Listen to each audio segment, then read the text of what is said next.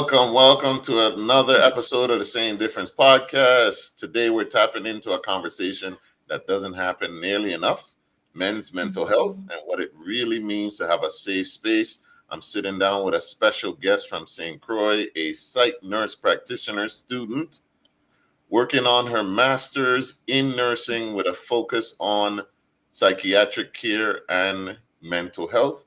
We're talking about the silent weight a lot of men carry, why it's so hard to ask for help, and how we can build spaces online, in relationships, and in our communities where men can show up as their whole selves.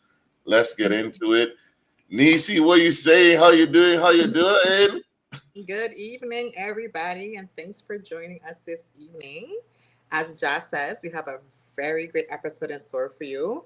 As your advocate for men's health, because you know I'm all about the men doing their thing, getting better, being striving healthy. So I'm glad we have someone who can give us some knowledge of the topic, and we're happy to looking forward to what we have in store. All right, with no further ado, we have Nurse Nai. Go ahead and introduce yourself to the people, please. Hi, everyone. My name is Naiema Durand. Have been a nurse for about 6 years. Most of my background is in labor and delivery, but I've also had some background in home health nurse case manager positions as well. And throughout my nursing journey, I realized how much the Virgin Islands has been lacking in mental health. So I decided to pursue a career in getting my master's to become a psychiatric mental health nurse practitioner. So I am like right at the edge, almost towards the end of finishing my program. So I am honored to be here to give my insight, give some feedback on my perspective on men's mental health. So looking forward to speaking with you guys, and thank you for tuning in. Thank you for Jah and to Jah and Nisi for having me as well.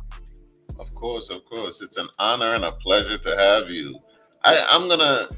It's Men's Mental Health Month. We Yeah. do special episodes like this, for Father's Day, Men's Mental Health, and Valentine's Mhm. Day and stuff. And I actually saw you did a video and you were transparent. You were actually honest and said that you just recently found out that this is Men's Mental Health. You want to talk Mental Health Month? You want to tell us about that?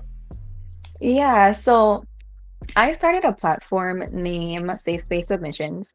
And basically, with Safe Space Submissions, it's a free platform where I use Google Forms and people are able to submit their stories. And I've been having a lot of participants submit stories and I'm able to give feedback. It's almost like I call it a free venting session where you remain anonymous and you can submit your story and get some feedback from me and the community. And actually, one of my participants, the first male, actually came on, I want to say towards the end of May.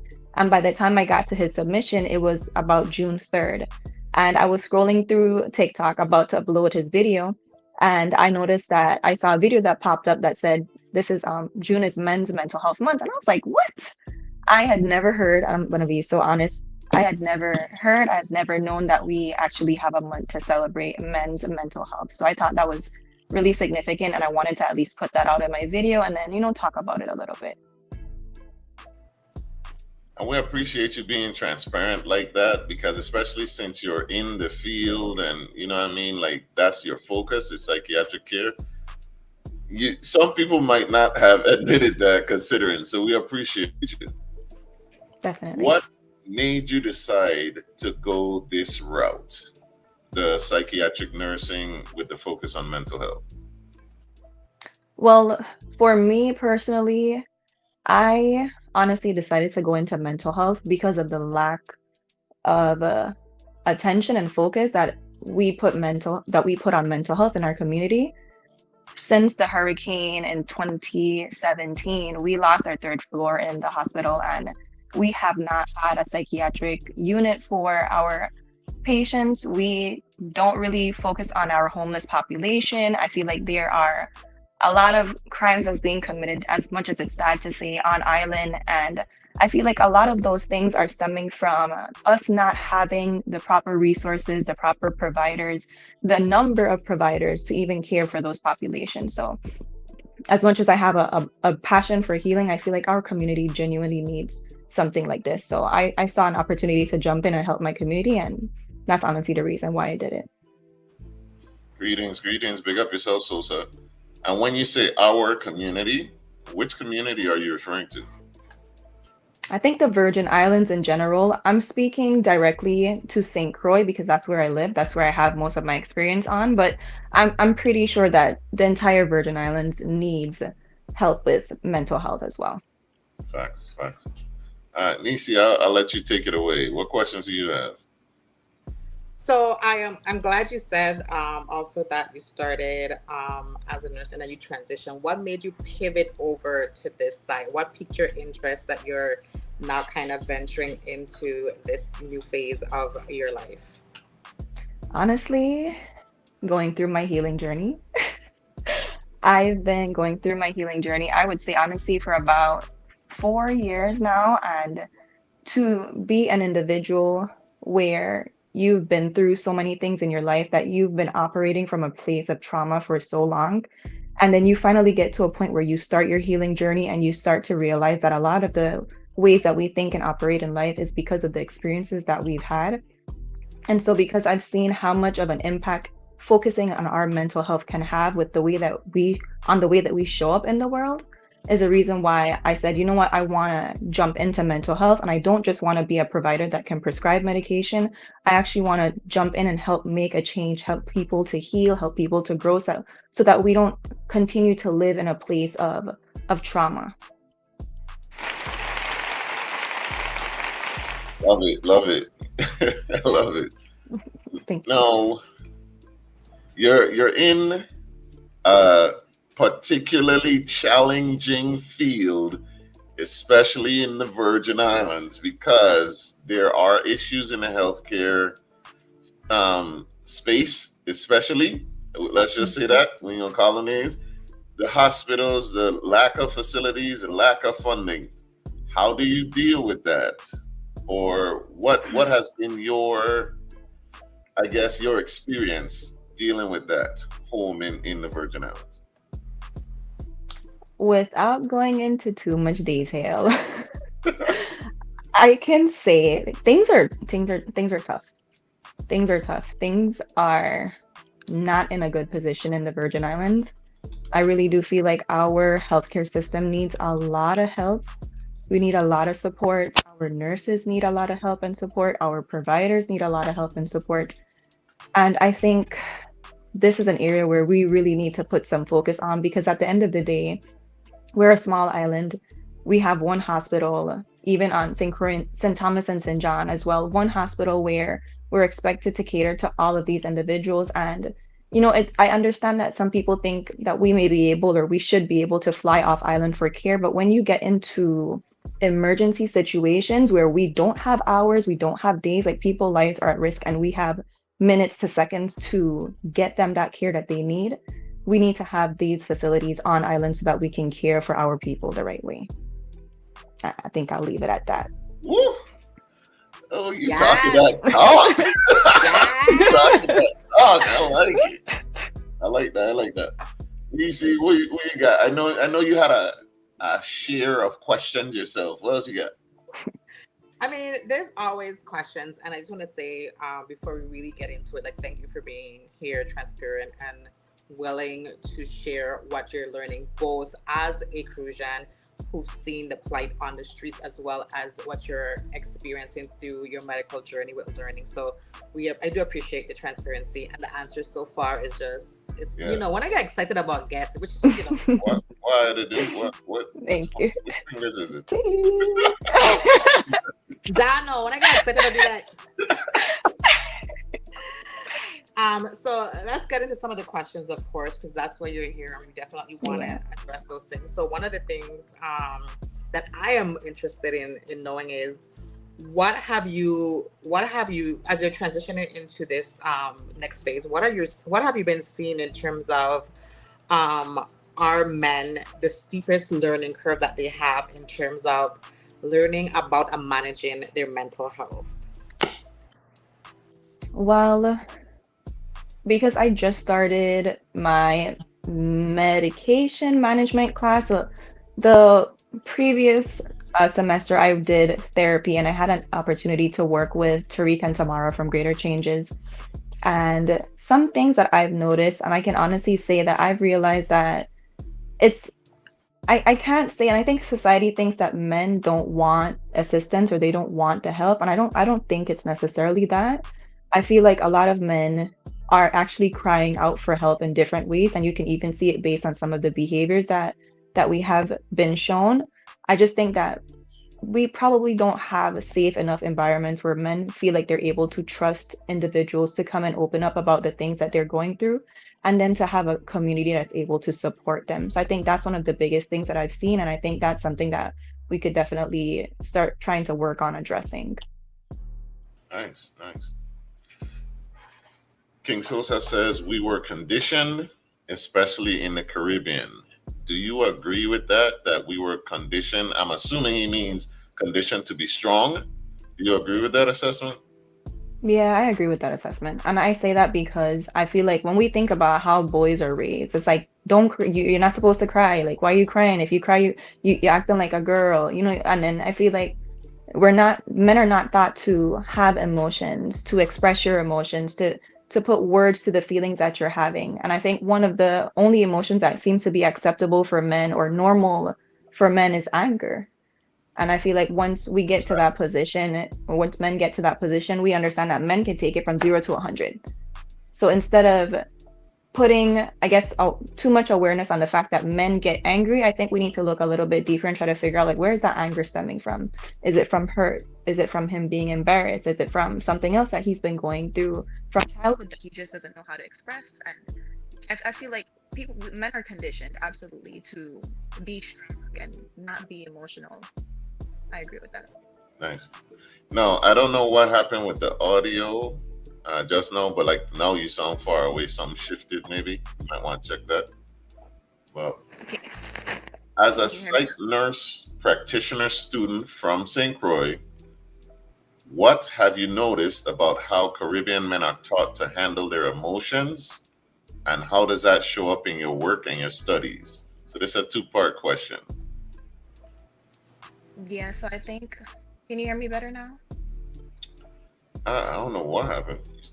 Nisi, how you hearing? How's she coming in? Yeah, there's a. I mean, she's clear, but there's definitely a change in how she's coming over. All right. Well, we could rock with you. We could hear it. We could hear you. Okay, can you repeat your question for me? All right. As a psych nurse practitioner student from St. Croix, what have you noticed about how Caribbean men are taught to handle their emotions, and how does that show up in your work and your studies?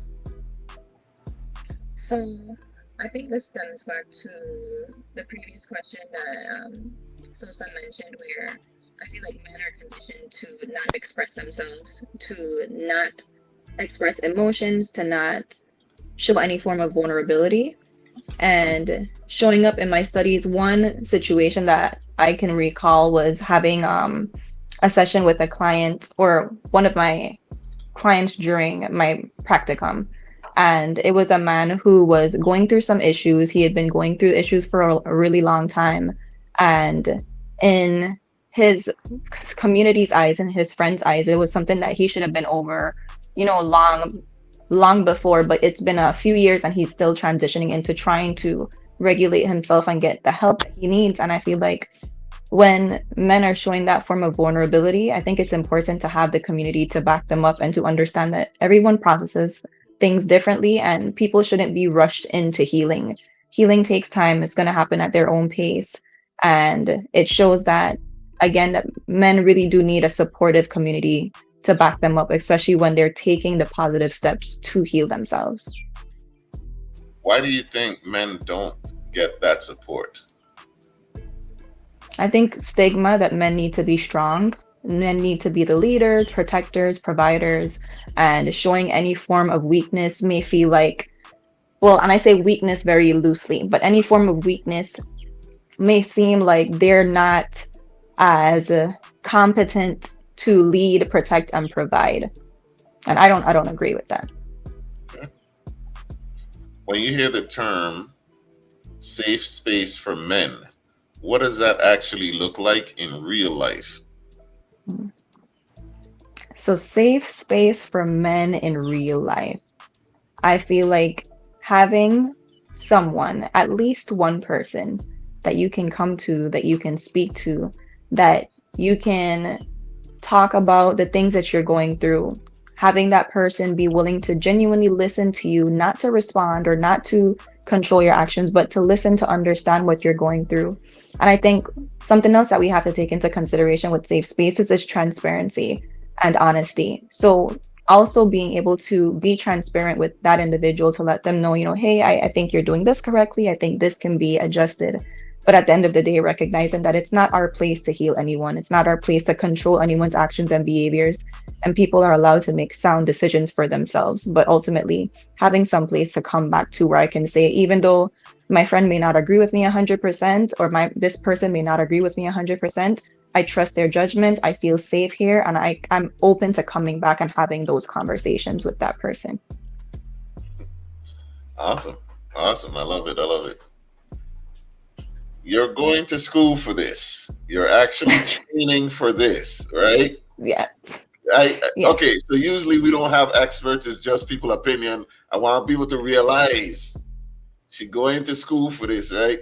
So now I'm sure you're on social media. Your social media presence is awesome. Like your videos, they look amazing, right? Thank you. Now, how do you deal with, as somebody that's getting the training, somebody that's doing the work, how do you deal with you knowing the terms and what they mean, and then you go on social media and you see people using those terms incorrectly, and it's a whole other thing? Because it seems like everybody has a therapy word, but how do you deal with that, and how do you stop it? So when you say a word, give me an example of like what you mean. Okay, like trauma bonding. A lot of people use the word. They use OCD, they use narcissist, they use these words online, but they don't know what they mean for real, for real. So as you like go through school and you're seeing this online also, like, I see stimming, I see words like, every day I see like there's another word, therapy word, that's being used and misused. How do we get away from that, and like how do we deal with that anyway? What would you suggest? Okay.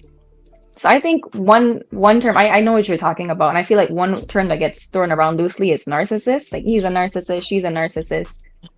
And I feel like even with those situations, I think education is the most important thing. Trying to educate individuals and not necessarily targeting people, but maybe putting out more informative videos on what these diagnoses are, because when you're diagnosing someone with these conditions or traits, they have to check off an actual checklist. Like you have to have like 5 or more traits from this, like 6 or more traits from that, before someone can actually diagnose you as a narcissist or as someone with bipolar disorder or depression or all of these things. So I think on my end, I appreciate that you said that, because maybe that's something I should start doing, is putting out more informative videos on what these diagnoses are and what these traits actually relate to. And sometimes people may think that people have narcissistic behaviors, but when you think about it, sometimes people are just not kind people. People are sometimes a-holes, to be as respectful as possible, but doesn't necessarily mean that they're a classic narcissist. So informative videos, putting out some more information out there to help the community understand what these terms really mean. True, because we definitely could use it. We definitely could use it. Go ahead, Neci. No, I think that's really important because, like she said, people use, especially the narcissist, very loosely, and that has to be clinically diagnosed. Now, if you're dating a bum, you're dating a bum. But now when you fall out of love, now he's a narcissist. You know what I mean? Like that's not the right way to use the terminology or to implement those things. But I do agree with you with putting out more information. Education is key. Comprehending the information is also crucial. But one of the things I wanted to piggyback on that you said it about is about transparency. And I know you're just kind of starting in this journey. How do you see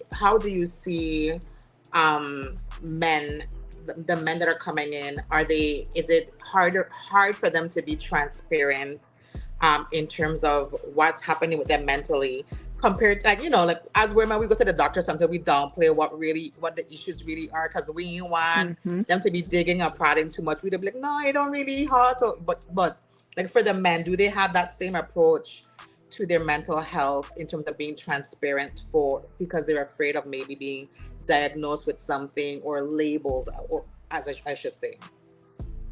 I think so. I think women are a lot more receptive to seeking healthcare in general, not just even mental health. I think it's much more of, I don't know if to say hesitance on the men's side, but I definitely would say that men are a lot more hesitant to seek healthcare or to seek mental health care than women typically are. The reasoning behind of that, judgment, maybe lack of trust in the healthcare community, maybe fear of being seen as though they're soft or they're not strong enough because they need help. Definitely maybe a fear of being diagnosed with something and now feeling like they're being labeled as something that they don't want to identify as, maybe running away from it because of medications. In the Caribbean, we have a stigma with taking medications. We don't want to take meds because, X, Y, and Z and what we've been taught and told. So I think there's a lot of factors that play into that. And us as men, in general, we don't like to go to the doctor. You know what I'm saying? When you think annuals, it's not men that you're considering going to the doctor like that. So then to take the stigma of it's a strong stigma in the Black community as a whole, not just Caribbean, where it's like, if you do go to see someone about your mental health, you're either off or you're weak. You know what I mean? And Yeah. like, we just, I feel like we just dismissed a lot of people as para. You know what I mean? Mm-hmm. And Mhm. how do Easier we, to label them that way, yeah. yeah, how do we change that? Because we diagnose them as para, Mhm. and then we just, oh, he para, and watch them go by and nothing else happens. What do we do? Tell me your question again. How do we, in our community, at least, let me say it this way, how do we begin the conversation on getting men to get help? Can we start by redefining what the word strong means? Ooh, explain. I Work. so so I say that to say, when we think of strong, we think of independent, doing everything on your own, not asking for help, not needing any support. And I get that, yes, that's a form of being strong, but can we also talk about how hard it is to ask for help? How hard it is to seek assistance? So when we think about being strong can also mean admitting that you're not okay right now, admitting that you need some assistance, you need some help, you need some guidance, you need some support. I think it all starts with reframing the way that we've been brought up to believe what the word strong means, and to normalize admitting that it's okay to need help in the moment. And Sosa says you have to unlearn what it means to be a man, which is difficult. No, Mm-hmm. I wanna point out these comments and kind of get your thought, because Sosa has he's become very vulnerable and transparent, and I applaud his growth, because it's difficult, especially when you Yeah. live on island as a man, to say things like this. So Nisi had asked, when did you discover there's a better way? Sosa says, I got tired of the cycle, tired of failed relationships and the choices I've made in life. Went into isolation and did some real shadow work. Can you Mm-hmm. explain to us what shadow work is? Mm. Yeah, I had to face myself throughout my healing journey. I think, in my understanding of shadow work, is recognizing where you may be coming up short in your life, holding space for yourself, but actually also realizing that you deserve to grow, you deserve to heal. And there are going to be things that you've been brought up to believe, things that you have been conditioned to believe, and it's okay to remind yourself to let go of those things. Give yourself grace where you have fallen short, and then allow yourself to heal and grow and give yourself the time to do that because you're literally learning to become someone that you have never been before. Mm. I think it's important that we realize that some people just get older, they never actually mature. And Yes, when you do mature, you're changing. You're not the same person you was before you matured. And I absolutely. think we can have some issues reconciling those two people. Hmm. Speaking of therapy words and using words, and we really don't know what you're talking about. You made a video that I love, right? But I want you to explain what it is. You made a video recently about protecting your peace, which is something that we hear a lot. However, Hmm. some people are using this to avoid accountability. Some people use the term protecting my peace just to avoid somebody that they did wrong or dealing with an issue. Can you explain what protecting your peace is before I show this video? Okay.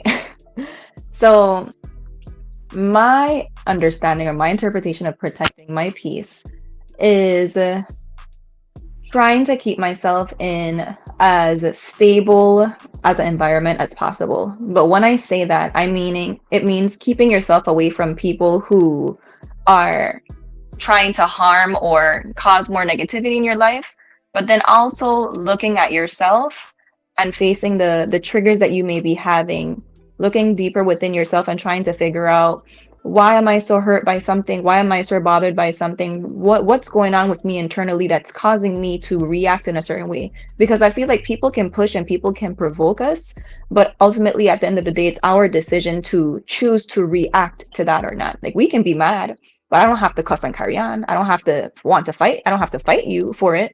So I feel like diving within ourselves and trying to figure out what's going on a deeper level, doing that inner work, because I feel like inner work is one of the most important things that you can do to grow.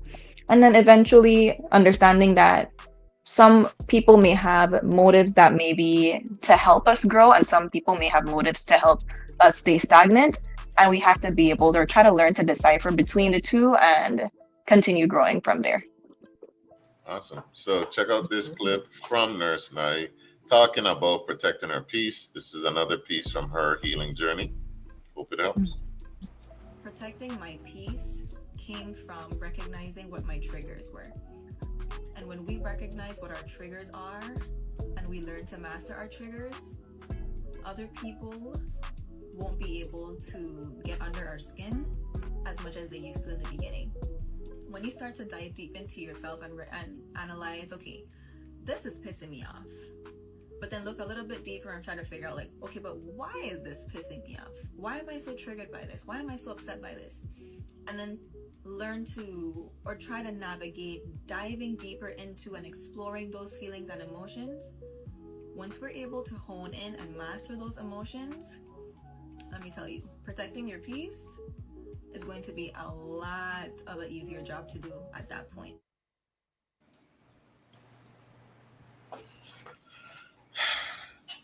I love the way you broke that down. You know what I'm saying? I love the way you broke that down. I know people say they're protecting their peace, but it's more than just isolating yourself. Yes. So thank you for that. Nisi, you got any more questions for her? I just want to expand on the protecting your peace because I think that everyone always talks about, oh, they want peace, but I don't, the process to attain peace is through unpeacefulness. And you have to Absolutely. go through, you have to be able to just walk through that dark valley to find peace. And that's when you're able to see clearly, like she says, to recognize that this is a trauma for me. These are the things that triggers my trauma, and I can communicate that to you. And a good example Mhm. would be I was having a conversation a few months ago, and someone did something that was really, whatever. And they thought my response would be to yell and scream or to shout after them or whatever. But I spoke to them very clearly and communicated what it was. And my question to them was, if I yell and shout after you, does that fix the issue that's currently happening? or does it just add to what we are already experiencing and have to then clear that up further later? And so, but I also was able to say, if I get to this point here and I say these things, you're pushing me too far. That's recognizing my trigger, where if I can say, like, hey, I'm getting quiet, or I'm getting a little hot, or I'm becoming flustered, I need a break from the conversation. I need to breathe and come back to you. Don't keep nagging a person when they're trying to communicate to you what little things can add to their triggers or their traumas. And you have to be aware to hear those things from people when they're communicating it, and also respond. And being around someone who can understand that you're communicating these things and respond effectively, because some people don't. And that's where some people run into the same cycles continually, because they're not separating themselves from people who don't recognize or constantly interrupt their peace because they don't respect the boundaries of that person's peace. Hmm. Definitely. I'm glad she brought that word into it too. Boundaries. That's Hmm. another word I think gets confused and mixed up. Can you explain what you've learned boundaries to mean? Oh, I love to say your boundaries are not anyone else's responsibility to respect.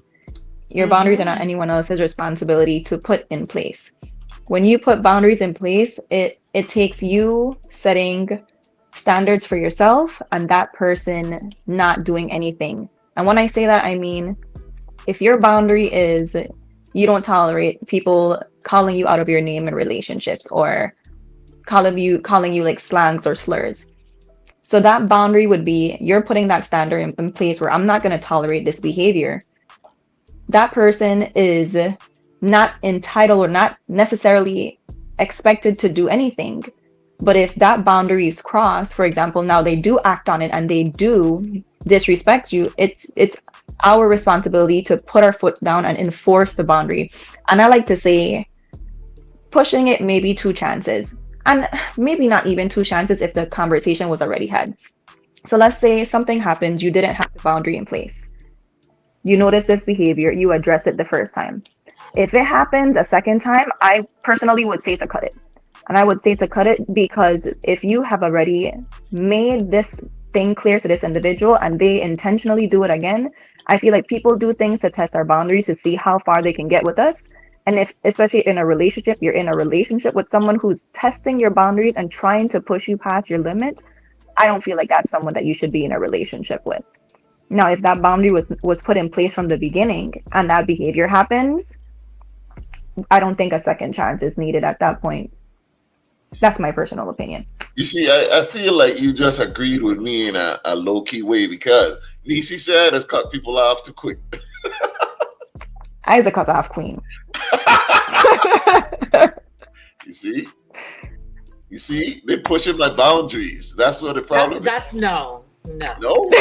no, no, Okay, give me an no. example. Give me an example of You something. have you have a short it's not a you have a short span for understanding, and not even understanding, for misunderstanding and stupidity. That's where that is. Okay, so there's a difference. She said she So a wants boundary is like a hard no. okay. A Yes, boundary is like a hard no. Like if this happens, yes. like this is like way past the line. Like Like, you don't know put how your people are hands gonna on like me. pull. That's a hard no. Yes, Hmm. You You see? yes, say something yes. stupid to Jack, and by the time you text back, the message fails because he don't block you. You see That's what I'm not a saying? Like boundary. what's that's a hard bound. You see what okay, here's the thing with Nisi. Nisi has soft boundaries. She's like No, a green stop sign. Like you check what I'm saying? Like, no. is it a go or what? When I'm kind of like, I'm the brick wall. Like you don't play me one time. I told you about it. Don't do it no more. So she wants an example. Do you have an example, Nisi? An example would be, okay. I'll just give a fake example for this conversation purposes. Like, like you texting Jal, like, hey, I see, I see you have this page, and and I want to get to know you. And he would be like, why you want to get to know me? Well, I seen your videos and it seems interesting. And what about the videos are interesting? Well, the things that you say, and you makes me laugh and you're really nice to look at. Okay, but what about the video? And then if they're not giving like that, by the time you get to the third, you're black. He done block you off the platform. And because not everybody is really quick with answering questions or being direct. And that's another Mm-hmm. thing in the black community that we don't do enough of. I'm guilty of sometimes is not being as direct sometimes. But if you beat around if you circle that bush twice, and Jah would be like, listen, I don't cut that bush down. There's no bush in your way. Why are you trying to circle black? Like, just spit it out. And not everybody's comfortable just spitting things out immediately. Some people need to be comfortable before they can say something. He don't have time for none of that. That's Black. a good point. That's a good point. Ja, what's your defense on that? Okay, so here's my thing. I speak to people the way that I want to be spoken to. I Mm-hmm. speak directly. You know what I'm saying? Like, if you ask me yes or no, well, me and you were communicating, right? Mm-hmm. You ask me a question, I answer the question, and then if you need more context or whatever, I provide it. Just because, like, I do a lot. You know what I'm saying? Mm-hmm. Like, I'm very busy. I do a lot of stuff, so I kind of want, like, get to it. Like, don't jump in my inbox, right? Don't jump in the inbox and then, hey, how you doing? How the family? What do you want? Like, what's up? You know what I'm saying? Like, them people who the beat around the bush, but they want to ask you a favor. Hey, how you been? I heard you've been feeling. What's up? Yeah, I mean, I get that. I get But that that's you not a want. boundary. That's the difference. That's That's I what that's we're saying. indirectly though. The it's difference hard for is me to. Nye is a professional. So her being able to communicate with you professionally and answer questions specifically. She's in Mhm. school, she has to deal with patient care and so on and so forth. She has learned the tools to effectively Uh, work on those things to be able to do that for you. So she would not be a good example. I mean, she's a good example of how it works in your favor, but mhm. most people aren't on her level or has the type of professional education to be able to be direct, concise about certain things because in her profession, time is health. And she has to be able to figure out things quickly in Mm. order to possibly save someone's health. And so that's why that works for her. And I'm happy it does. Everyone should have some type of that, but that's not the reality of the world. Okay, let's back up a little bit. Let's back up a But little. let's go back to where Hold on. Let's back. Right? Can you tell us what a boundary is? Because a boundary and a standard is not the same thing, correct? no, and I was gonna say that too. No. So give us an example of a boundary and let me try again. Okay, I'm gonna say one thing before I give the boundary statement. I understand where you're coming from, Ja, because I'm very similar to you. Get to the point, do Yeah. what we need to do, get it over with. However, Mhm. life has taught me that we cannot expect ourselves out of everybody. Everyone's going to come in different ways, shapes, and forms. People are going to come with different thought processes. Maybe people who may have brought up to be direct as children were conditioned to be the opposite. And maybe the opposite for us, and maybe that's the reason why we operate the way that we do. Get to the point, get to it, and get it over with.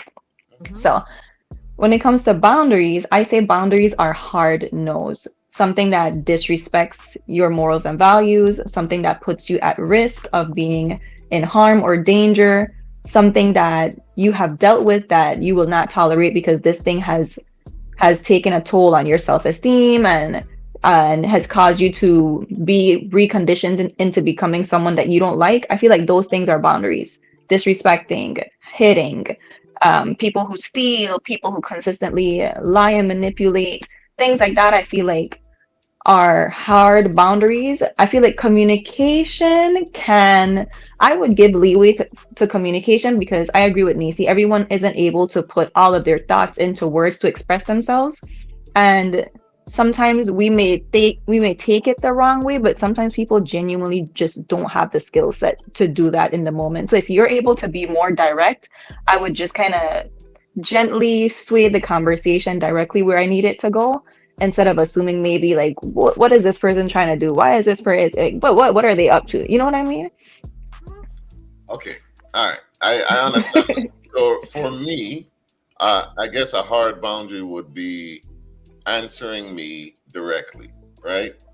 Like, Okay. because now here's why I say that. Because I've started to think that you're trying to be deceptive, which I feel this is my feelings. I Mm-hmm. feel like you're trying to insult my intelligence when you do that, which feels disrespectful to me. So if I Okay. ask you a yes or no, and you giving me this word salad and all of that, it starts to come off like you're being deceptive, and that feels disrespectful. So that's a hard boundary for me. So if I say it to you like, "Hey, I notice that you do this thing. Can you please Hmm. stop doing this thing because it makes me feel this way?" I feel like I shouldn't have to keep telling you that, and I especially like agree with you to an extent, but go ahead. because I'm Hmm. I'm not the type of guy you got lied to. You know what I'm saying? Like, Hmm. I don't know what you're lying because I don't care. Just tell me. Mm-hmm. You know what I'm Hmm. saying? But yeah, that's one for me. Okay. Okay. Okay. So that's too much. Well, that's No, too I much. just said I agree with you to an extent What's because, the like, extent? because changing communicative behavior is not a simple thing to just come to do. And that's why I Hmm. said to a point, like, now I agree, growth is a thing that happens over time and change. Some people, when all you know is like, if you're like the example, or like she said, some people were trained to be secretive or to keep things to themselves, or to not, the people say what happened in our house, in our house, don't anybody know what business. And so you're taught from an early age to be secretive and deceptive. And when people are asking you what happened, or how you genuinely feel, you're taught to see, Hmm. I'm okay, nothing's wrong, everything is okay, because the fear of what you don't know what the consequence is, but the fear has been implanted in you that if you do be this open, or if you do be honest, and if you do communicate well, that something bad is going to happen, is going to be detrimental. So the fear has been implanted in you for such a long time that now you want to have clear communication. And I'm not saying that you have to accept the other person who is lacking that communication. I am just saying Hmm. that not everybody, because you pointed out, like, hey, you're not as forthcoming or as clear with your answers, that I would like you to be, because this is where I am at. They might be Hmm. willing to try, but it'll take them time to try and make that their new way of communicating. That's why it says to an extent. Now, some Yeah. things should just be hard no's, and it's no, and that's it. But there's things Hmm. that I feel like growth and timing is important if you're actually growing during the time that I'm giving to you, in the grace that I'm giving to you. But you don't give grace. That's the problem with the heart, the quick blocking. No, no, I don't, and I don't have patience. I don't have the time because I see it this way, which it could be wrong. It could be wrong. Mm, I see you it could be this way. right too. You could be right. If you're Yeah. used to cheating and you get with a girl and she catch you cheating and she said, "Hey, I need you to stop cheating," like Mm-hmm. me saying, "Let me work on that." You know what I'm saying? Like, you won't be cool with hearing, "I need some time to to stop cheating." You know what I'm That's a saying? Like, you hard need to no, do but it that's now your or hard don't. no. That's So your if I'm hard if Yeah. I'm no. asking you, "Hey, can you please stop doing this thing? It makes me feel disrespected." I mean, I see it the same way. Again, that could be wrong, but the Mm-hmm. disrespect to me is disrespect. You know what I'm saying? But hey, Mm-hmm. access is my biggest boundary. That's the thing with the DMs too. Like, access. I don't just give out access to me personally. And that's Mm-hmm. why I guess I'm defensive in my inbox also, because like, what you want? How can I help you? But people feel like they can have access because you're running on a social platform that draws engagement, and they feel like they can engage with you both publicly on your platform and through your message, because you also post in your stories and people Uh-huh. respond, which gets them into the DM. So they still feel like they have access to you in that way. And so that's why I wanted to just kind of be, Yeah, you yeah. know, I mean, Night, jump in whenever you're ready if I'm not being clear enough for Ja. But, No, Hmm. I understand. that's why I I feel like understand. you're not wrong in how you feel about it, but because of the way that it's being used and the tools that you're using with the social media platform and the page that you're on, and what you're doing and the engagement, people feel like they have some type of right which to engage with you. And they Yeah, might not do it the way that you want, that makes you feel disrespected, which you have a right how you feel as your feelings, but that uh, doesn't mean that they came with the wrong intention. Now, if I'm, well, if you you if never your know. partner come to you and say, "I only want you and I only gonna be with you, Jan," it's gonna just be me and you forever, and then they got to cheat on you later tonight, then they came with the bad intention, knowing that they weren't going to do that. Then somebody else come the opposite way. It's not like they intended. They don't know how your communicative style is to come and intentionally miscommunicate to you. I hear you. I appreciate that. I Mhm. get what you're I saying. feel like we need to put you in the chair, John. No, Like no, now no, you no, no. can just This deal this with. ain't my therapy session. This is not therapy. Next question. Next question. If a man is listening right now and feels like he has to be strong all the time, what are a few practical steps he can take this week to start creating a safe space for himself emotionally? Mm. A few steps that he can take. I would say, I think for starters, giving himself the permission that he was never given to rest, to heal, to grow. I would say that would be the first thing. I feel like sometimes the people who have raised us in the past who didn't give us that permission to, or didn't give them the permission to necessarily be a vulnerable child, and now they've grown up not feeling like they can be a vulnerable adult. I feel like sometimes we tend to wait for those other people to come and apologize, or those other people to come back and say, hey, like it wasn't right that I did this, and you should have the space to do that.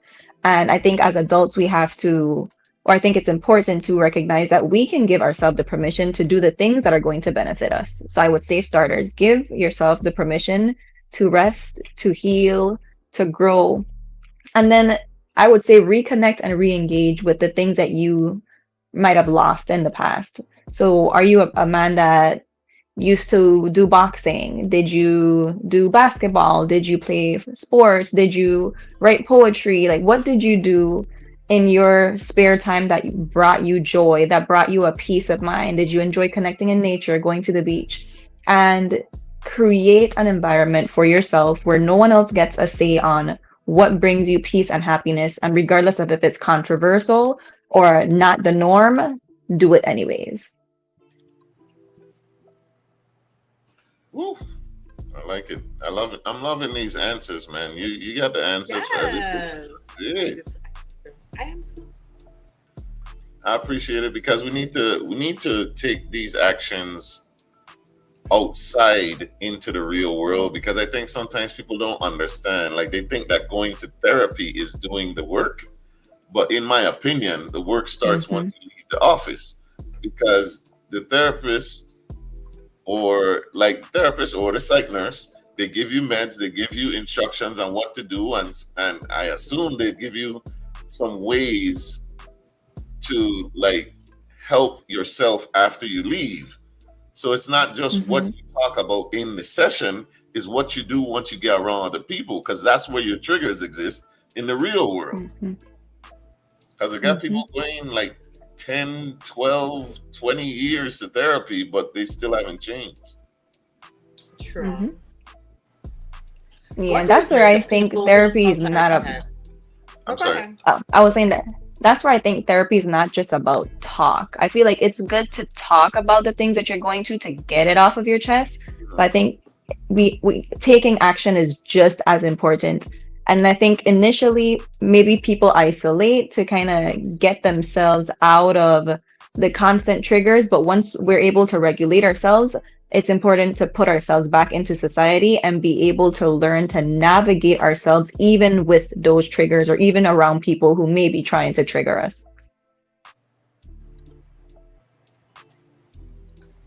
What I was gonna ask is how do we reach those individuals who feel like, oh, I wasn't raised that way, so I don't like I don't know how to be a good dad because I didn't have a good dad, or I didn't have a good example, or no one teach me how to be this or teach me how to be that. Like, how do we tap into those men who have that grounded feeling about them, in terms of what they did not have, for them to be able to know what they can become? Oh, You still there? I am so sorry. I think you disconnected. My service might be bad on this, and I couldn't hear what you were saying. no problem. I can repeat myself.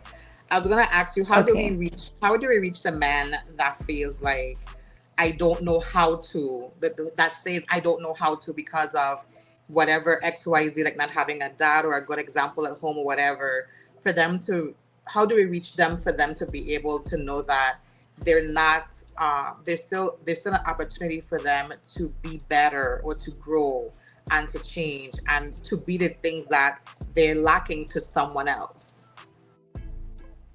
So when you say how do we reach them, what do you mean exactly? To be able to get the help that they might need, in terms of, if if they're stuck in a place where they want to do better but they're not really progressing because they're stuck in the things that are holding them hostage. Mm. I so that's a tough one. I think it starts with them, I guess, admitting that they may need some help and then being open to actually getting the help. Because I feel like, like how they say we can bring the horse to the water, but we can't force it to drink. And I Mm-hmm. think creating safe enough situations or safe enough environments, talking about these things more often, normalizing men getting help, normalizing men expressing their feelings and emotions, showing them that there are safe spaces where they can turn to, and then recognizing that we can't necessarily force them, but we can always hold space for them, for so that at any point when they do feel comfortable coming back or stepping in and taking that first leap to do the healing, that they understand that this is a space that has been created specifically for them to do that. So I feel like normalizing everything, talking about it more. I feel like male role models are also very important. I feel like men need to see more men heal. Men need to see more men talk about these things. And I feel like I can do as much talking as like I want to as a woman, but until they see a man step in and do it and make those changes, I don't feel like it has as much of an impact. I agree completely. What is knowledge without the discipline of action? Discipline itself is a hard tool to obtain. What do you recommend you can do? So that's a question to the chat. Discipline itself is a hard tool to obtain. What do you recommend we can do to get more discipline? I guess I could pose that to you too, Nai. How can we as men work Mhm. on our discipline? Because I think that is important as a man, period, to learn discipline in multiple regions: physical, emotional, spiritual, all of that. It's important. How can Yeah. we work on that? I would say set your intention. Like what is your goal for yourself? How do you envision when you think of your highest self, like your optimal self, like the top version of you? How do you envision that person? How does this person act? How does this person speak? How does this person show up in the world? How does this person operate on a day-to-day basis?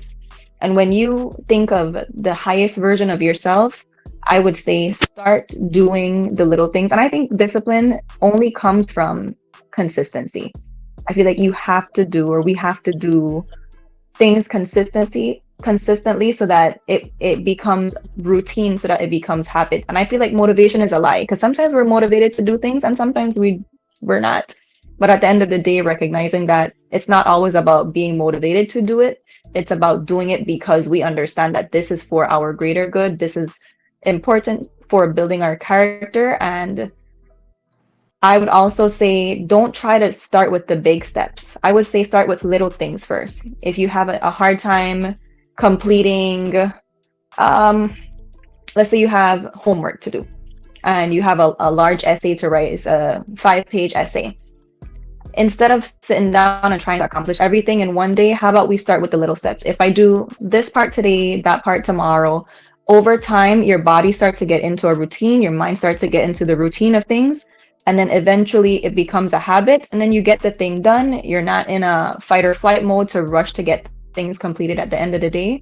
And then since it becomes a routine, it becomes normal habit. And I feel like that's how we build discipline, just consistency over time.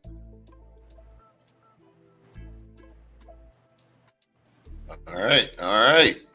Uh, Sosa has said grace is key. Understand that the race is only within yourself. Small wins daily. Create routine. That's very Mhm. important because sometimes we look at the overall goal, but we don't chop it up and we don't reward ourselves in small ways to keep going.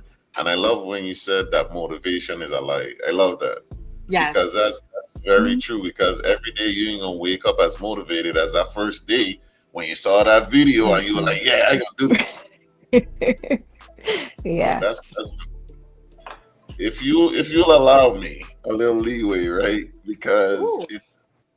it's funny that we've been talking about men's mental health and stuff, and some of the stuff that you said is actually a part of a poem that that Sosa did that he sent me earlier today. I don't know if he knew we were going to be talking about it, but he sent me the poem. It was dope, and now he wants you to play it. I guess he wants you to kind of rate the poem. You tell me if you allow me. He actually sent it to me too. Absolutely. Yeah. And I told him if he plays it, puts it on his page, I will absolutely share it to mine. But You didn't play, send it to me, I think it's but someone hear it. All right. yeah, I think it was oh Right now, I just uploaded. Here we go. I've seen this Men's Mental Health Month. And with it, I've been seeing men posting, asking, what the hell is this? Nobody cares anyway, They beg us to talk, and when we do, I just listen, and I feel the temperature, and I had some thoughts, so I started talking what to do with my thoughts. This one is called Under Condition. They talk a lot about unconditional love, but nobody talks about being loved under condition. Conditioned to be strong, conditioned to be silent, conditioned to carry weight without ever asking who put it there. Wow. See me, I grew up in the Caribbean, and before I knew who I was, the world was already teaching me who I should be. Don't move until you finish a plate of food. So I learned consumption before I learned moderation. Stop crying. Stop whining. Stop acting like a girl. And just like that, a little boy learns his feelings have agenda. Not agenda, but... I got it. That's Okay. awesome. That's awesome. Got a gender. Go ahead, Sosa. So he swallows them again and again and again. Until one day, he's 35 years old trying to explain a feeling he was never allowed to have. And then they ask, why don't men communicate? Who the hell teaches us? That's why the Brotherhood Collective exists. We were taught endurance, not expression. Performance, not presence. We were taught to be rocks, but nobody asks the rock what happened when it cracks. We were conditioned to conquer. I remember marbles.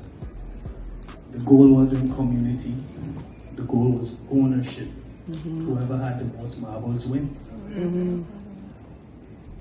And somewhere in that lesson, a little boy learns that value comes from acquisition. So later it becomes money, cars, chains, Women. The more you collect, the more of a man you become. Wow. And then society acts surprised when men start treating validation like oxygen. Women had conditions too. Barbie dolls, toy kitchens, baby dolls, all my children. Conditioned to nurture, conditioned to care, just conditioned to pour. And when those conditions fail them, many of them ran to the opposite extreme and give up on love. I can't say blame either. Because that's what people do. We swing like pendulums. One generation says feel nothing, then the next says feel everything. One generation says stay in the house, the next says never need anyone. One generation controls, the next rejects structure. Hey, oi. Kian, tell them I hold it down over them. Sorry about that. That's all right. You're right, so. One generation says stay in the house, the next says never lead anyone. One generation controls, the next rejects structure. And somewhere in the middle, truth gets lost. Because healing isn't the opposite of conditioning. Healing is understanding what served you and what never did. It's keeping discipline without emotional repression. Keeping strength without emotional isolation. It's keeping love without self-sacrifice. It's keeping masculinity without abandoning humanity. And maybe that's why Men's Mental Health Month matters. Because some men weren't just hurt, some men were trained to ignore the injury. Some men never reported abuse because they thought surviving it made them stronger. Some men never cried because tears were treated like character flaws. Some men spent decades being loved under condition. Love that they provide, love that they perform, love that they endure, love that they never fell apart.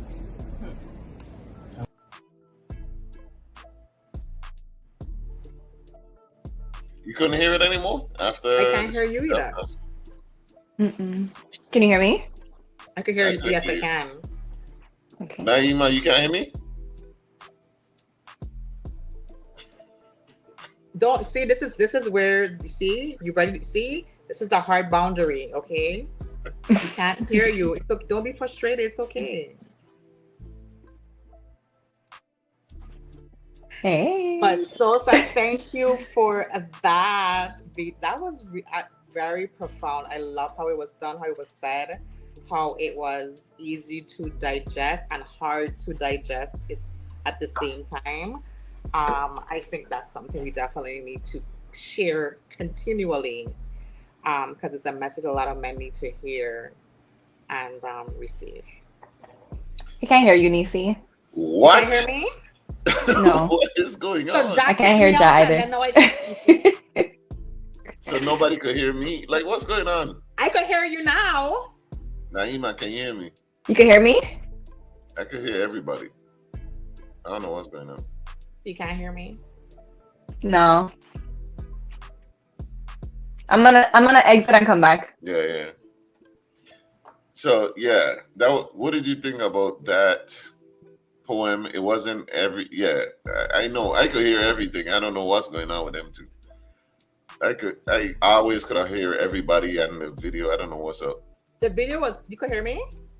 Yeah, we all could hear you. No, I know. She just said she couldn't hear me either. So I was just making sure you can hear me. No, I think it's when Naima dropped off something glitched. Yeah, I was just saying that to Sosa. Like, I didn't hear the end of the last. Yeah. But I think that the message was profound. It was needed, and it needs to be repetitively distributed for our men, especially our local men, to understand that there's so much that was placed on their shoulders, but they have an opportunity to dismantle that and then choose what battles they can carry and which ones they no longer need to justify themselves. I hope Naima could hear me. I hope she can. Yes. Yeah, all right. Yes, cool. yes. Okay, I can hear her too. Yeah. I just got two more questions before we wrap up. I don't know, Nisi might have some more, but like in relation, it goes along with that. In relation to what Sosa was saying and men's relationship with women and mental health, what would you suggest, right? For the women in our lives, what are some do's and don'ts for supporting men's mental health that they can do without shaming us or getting disrespectful? What are some ways they can do it? Do's and don'ts. Let's start with don'ts. I would say as you started off, not shaming a man for being vulnerable in that moment, not taking the things that he expresses to us and then using that against him, not telling him that he may be dramatic for the way that he's feeling, he may be too emotional for expressing the things that he's expressing. So, not shutting someone down for being brave enough to be vulnerable in that moment. And then do's, I think listening to understand, listening to hear where they're coming from without trying to necessarily solve their problems, always creating a safe space where they can feel comfortable coming back and having those conversations with us. I think being as supportive as possible, watching the way that we may say things or respond, because sometimes I feel like our intentions are good, but the way we might say it may not come off as the most supportive or the most considerate way. So just trying to be mindful that this moment is not about us. This moment is about the men that we love coming to us and being vulnerable and trying our best to have or create a safe enough environment where they can do that and then feel comfortable coming back to us to do that. And I can say as someone, like I said, has been working on this healing journey for 4 years, I can say like it has taken me work. It has taken me a lot of effort to recognize where I wasn't being as supportive, where I wasn't being as considerate, where I was not being someone that man could come to and lean on. So now I'm very, very intentional about the things that I do, the things that I say, how I say them, when to approach conversations, when to just back off and maybe revisit this conversation at another time, and trying to maintain healthy relationships and healthy boundaries in those dynamics. True. Thank you. Now, what are some things that they can do? Because you kind of mostly said the don't. The don't. Oh, can? No, I don't want it to be overlooked. She did a lot of things that we should, and I agree with everything she said. What are the four what can we? Yes. I think I said that. I don't know if I broke up, but I was saying do's where being more supportive. Okay. So being more supportive, being more understanding, being more compassionate, creating safe spaces where they can come to us and actually have those conversations, listening to understand, not listening to respond. I heard that. Understanding them, not trying to change them or change their perspective. Because I feel like we all kind of do things in our own way. And I think also, and this is a transparency moment, like I said, constructive criticism. I think it's important when you have healthy community to be able to bounce ideas and bounce perspectives back on each other, because I wouldn't be a good friend to you if I just agree with everything you're saying, knowing that you may be self-sabotaging. So I think that's important as well. But then learning to communicate in healthier ways. I think the listening part is very important, because sometimes you just wear your ears for style. But yeah, that's why I said to do the do's, because she kind of makes it with the don'ts, and I know it's gonna just be like I just wanted to separate it out a little bit. That's all. No problem. And also along that same line, our interaction with our female counterparts can be difficult to navigate, because sometimes we end up in these boxes, right? Where, okay, sometimes we could get put into the provide and protect box, and that's all that we're expected to do. But we're also expected to be nurturing, loving, caring, unselfish, all these other things also, while staying in the box.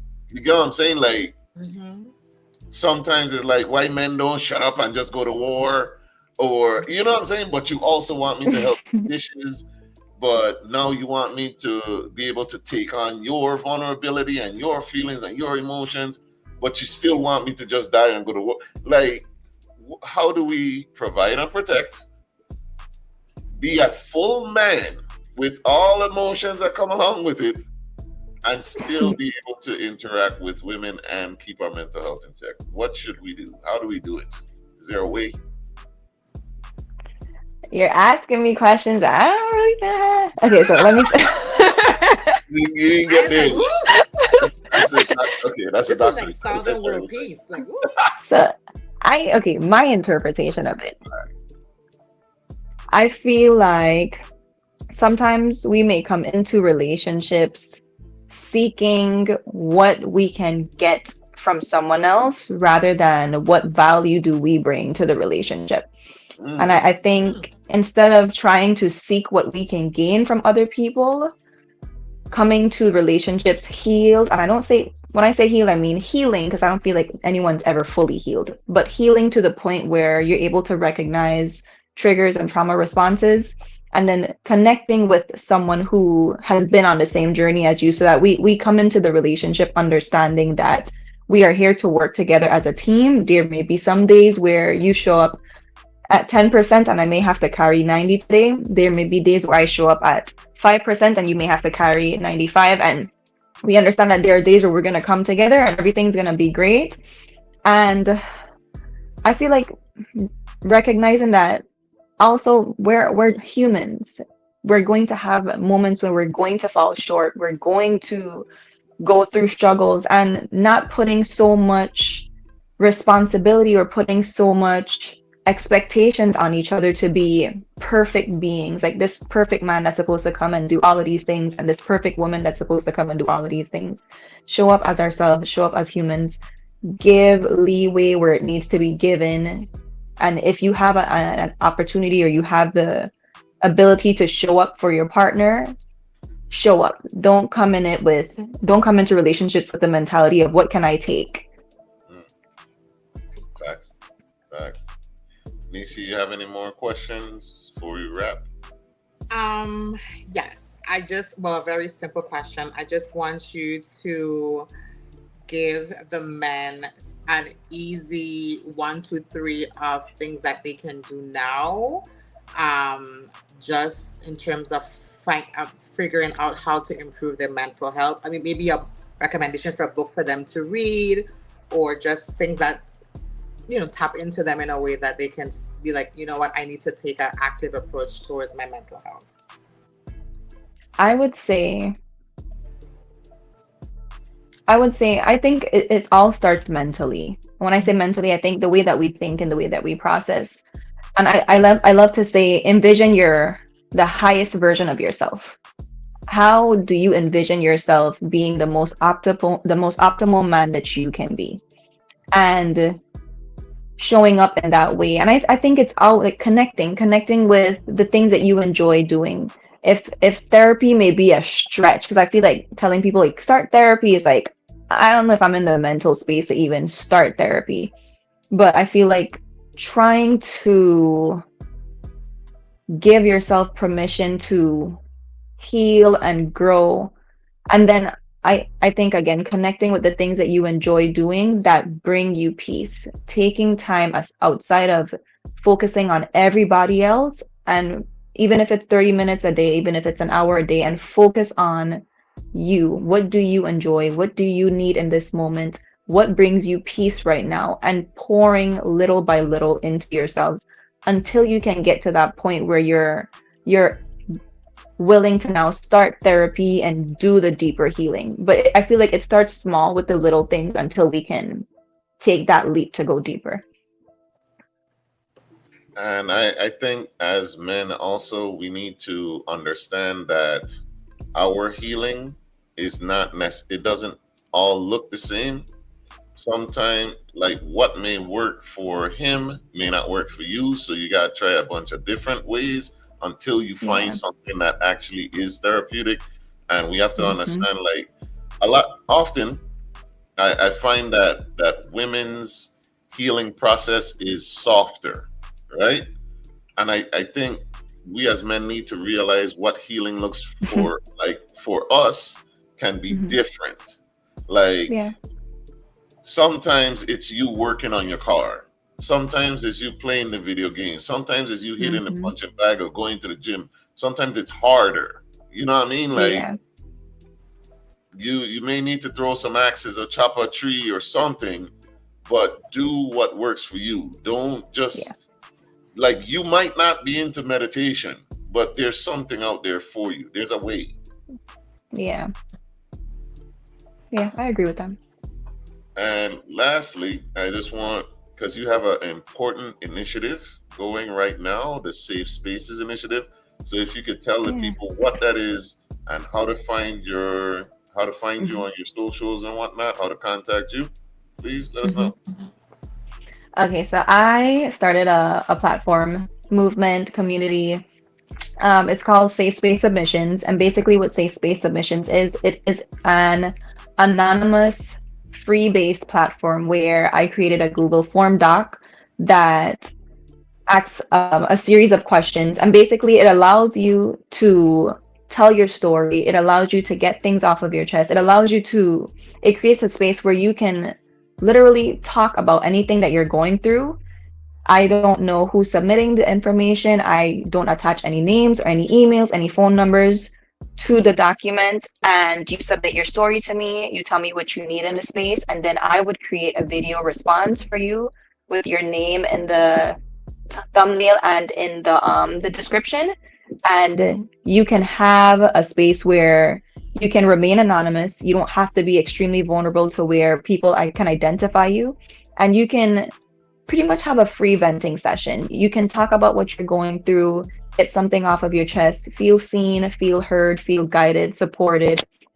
And yeah, and if you're willing to continue having the conversations, if you need more advice, you can always resubmit your stories.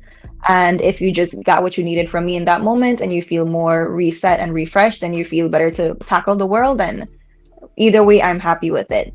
But the reason why I started this is because when I started my healing journey, I wasn't vulnerable or comfortable being vulnerable in certain moments. I didn't want people to tie my story to my face. I didn't want people to know what I was going through because I feel like sometimes people pretend to be supportive, but in reality, they just want to get your information to throw things back at you. And I feel like that's where the anonymous part of it comes in. So yeah, I have the link in my TikTok bio. My TikTok is island.nursenai, Nai, and it's also in my Facebook bio as well. It's free. You can submit your stories. No one has to know who you are. Get these things off of your chest, release, let go, talk about it, and then let's heal and move forward. Yes. Amazing. Amazing. All right. Any final words for our viewers? Anything they need to know, they need to hear? I want to just second that your healing journey is your journey. And I second that your healing journey doesn't look like anyone else's journey. Healing is a process. I might say it's a lifelong process because we are continuously growing, we are continuously changing. We are never the same version of ourselves that we were before, especially if we're putting effort in to change and to heal. So understand that healing is your right. Healing is your privilege. Healing is a space that you can create for yourself where you can uncondition yourself from all of the things that you were taught to believe that were false. And understand that the healing journey is a beautiful journey. It is nothing to be ashamed of. And give yourself that ability, give yourself that privilege to step into doing something positive for yourself, regardless of what anybody else thinks about it. It's not soft to heal. I think that's one of the hardest things, the bravest things that someone can do in their life. So I hope this podcast has helped you guys to really step out of your comfort zone a little bit, to change the perspective on how you think about healing, and to hopefully someday take the step to begin your healing journey. Hey, there it is. Love it. We love it. All right, Nisi. Nisi, what's your final words, ma'am? My final words would be thank you, Nai, for coming on and providing some meaningful insight into the things that men can do in terms of working on their mental health. Thank you also for taking the initiative on your own to advance yourself professionally in order to reach our men in our community and to hopefully build a new generation of men that are healthy and willing to work on their mental health and do all the work that needs to be done. As you said, it's a journey. It's a lifelong journey, and it's not something that you're going to fix today for tomorrow. You never have to work on it again. And so I appreciate you doing that, and having your professional wisdom to do so. I also want to say I like your artwork in the back. I was staring at it the whole Thank time. It's you. very beautiful. So thank you for that amazing women mural. As you can see, I have like three little ones over my head behind me. Yes, thank you. So I did catch that, and I want to say for those of you who are listening, we hope that you hear something that you can tap into, something that makes you want to take that first step, even if it's a tiny step, to working on your mental health. For those who are actually asking questions and participating, thank you for being vulnerable and being willing to ask questions that someone else may be unwilling to ask. Hopefully that helps you as well. And thank you to those who this will reach afterwards once we share the video and so forth, that there's something in here for you or for someone that you may know that they can use as a tool. Because one Maria said one fill basket, and we have to fill our basket Hmm. with Yeah. healthy men in our community who work, who doing these things. And so thank you so much for coming. I appreciate it. It has been lovely talking to you.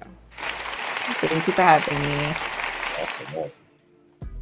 Thank you for tuning in to this live stream episode of the Same Difference podcast. Big thanks to our guest, Nurse Nai, for breaking down men's mental health and reminding us that safe spaces aren't just buzzwords. There's something we have to intentionally build and protect. If this conversation hit home for you, share it with a man that you care about and keep the dialogue going in your own circles. Make sure you follow, subscribe, and tap in with us on our socials so you don't miss the next episode. Until next time, we have a different day with Jah Crucian Gal Neci every Sunday from 4 to 6 p.m. We'll be back Monday. We have another episode also Monday. Sosa's coming on because he has an initiative of his own. We have the Mothers and Mentors Mixer. So he's coming on to talk about that event. So check us out then.